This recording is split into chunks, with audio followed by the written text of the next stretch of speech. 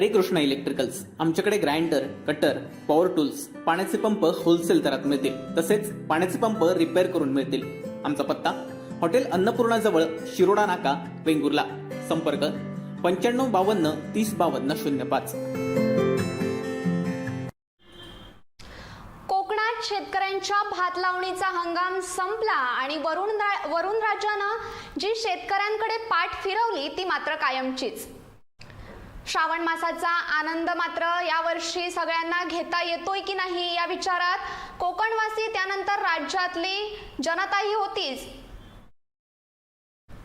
मात्र कालपासूनच संपूर्ण राज्यात हा पाऊस पुन्हा एकदा सक्रिय झालाय. राज्यात दडी मारलेला पाऊस पुन्हा सक्रिय झालाय. उत्तर महाराष्ट्र आणि मराठवाडा आणि विदर्भात काही ठिकाणी पाऊस पडतोय, तर मुंबई आणि उपनगरात तुरळक पाऊस गेल्या काही दिवसांपासून पडतोय. आता हा पाऊस पुढील काही दिवसांपासून सक्रिय होईल असा अंदाज भारतीय हवामान विभागानं वर्तवलाय. वातावरणात होणाऱ्या बदलांमुळे पुढील 3 दिवस राज्यातील विविध भागात पाऊस बरसणार आहे. कोकणातील रत्नागिरी आणि सिंधुदुर्ग या 2 जिल्ह्यांना आज ऑरेंज अलर्ट जारी करण्यात आलाय.